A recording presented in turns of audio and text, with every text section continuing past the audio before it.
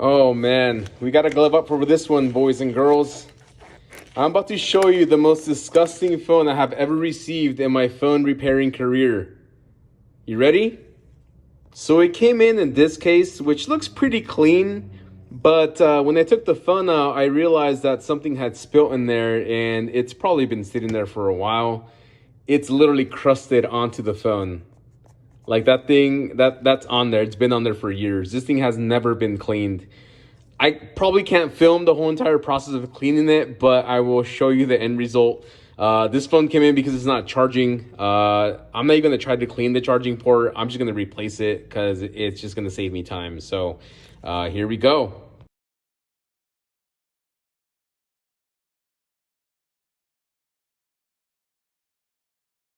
So this is as clean as I can get it. That stuff was literally on there. Like I scraped it with the razor blade and it still didn't get most of it off.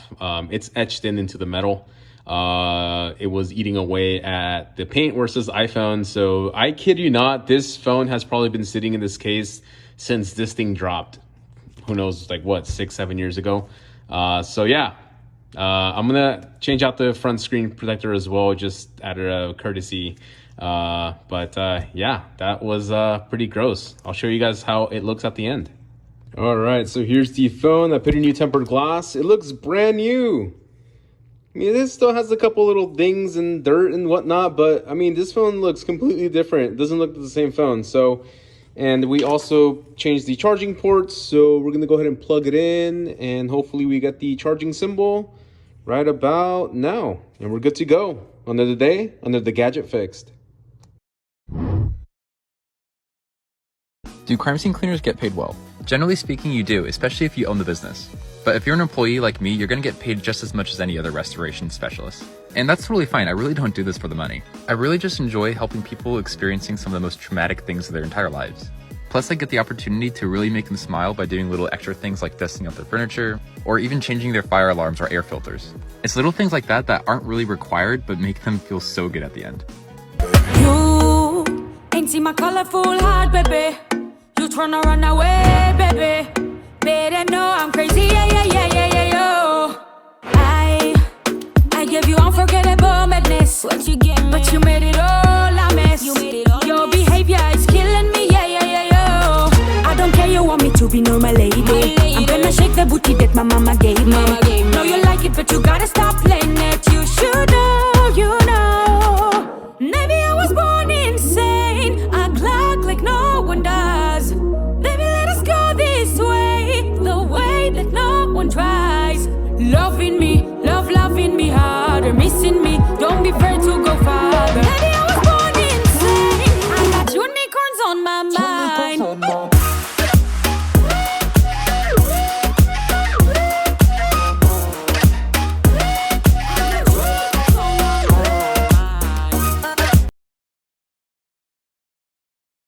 I decided to make videos of how I clean my tool, explaining and being more specific because I struggled a lot with this. Nobody in school taught me this. I kind of just learned by watching other coworkers, or I would just see videos on it.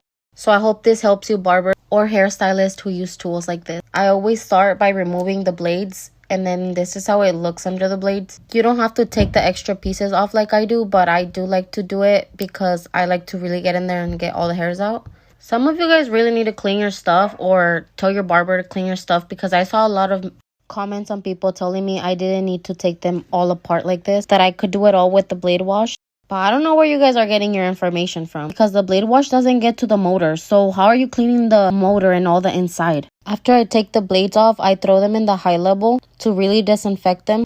You guys tell me it's too much, but then you'll be the same ones with ringworm all over your damn neck. By the way, these are cordless seniors by Wall. And here's la batería, so siempre se la quito to clean all this filthiness. A ver, all you homies that said que no, you don't have to take it all apart. You can just do it with blade wash. Okay, so how do you clean this, huh? Anyways, after I clean it all out, I put it back together. I take the blades out of the high level, and then I put them on, and I leave them a little loose so I can align them like this. When aligning them, I like to put my blade all the way up or closed, whatever you want to call it. Now, you have to be careful with this part and make sure you don't leave the little blade too high because you will cut people. So always feel them before you cut anyone. Once I align them the way I want, I tighten them up completely so they don't move, and I add oil. I put a good amount of oil so they don't get rusted, and I have my clippers on the whole time, and then I put them like that so the excess oil can come out. That's all the hair that I took out, and this is the after. I hope this video helped, and please let me know what else you guys need help with. Cleaning Lil Mosey's Pool PT1.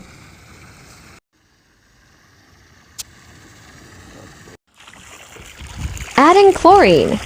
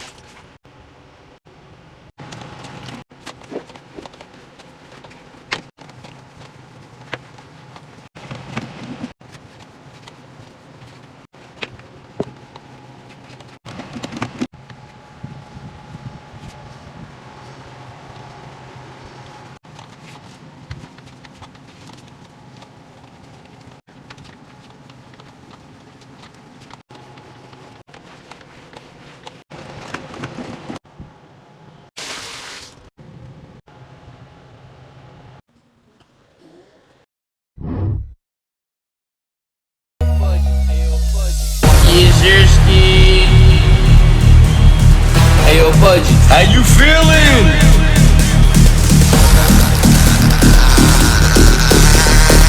Let me get an out.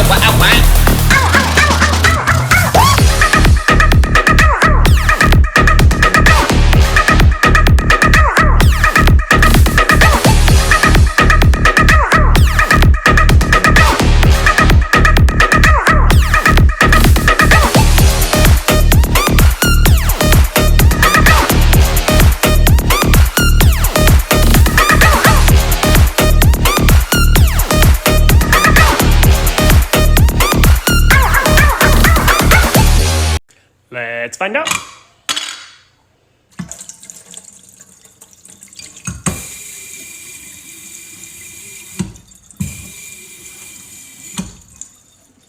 Yep, works.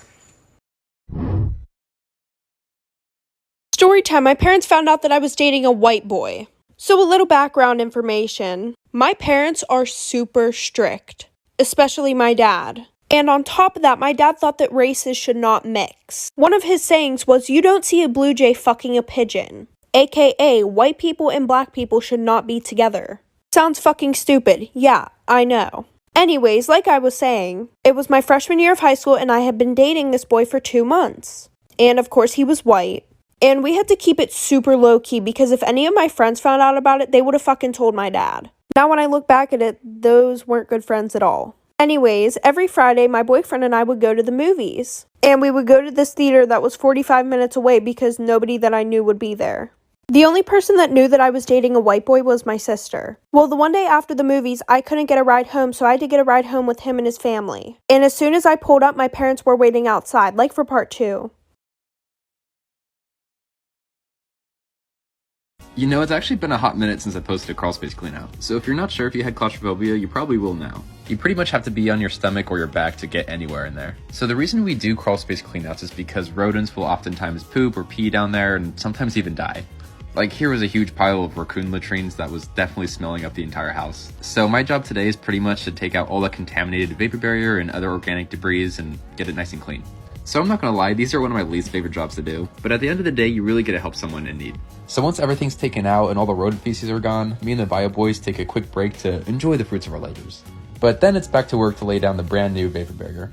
And here's the finished result, so I hope you guys like it.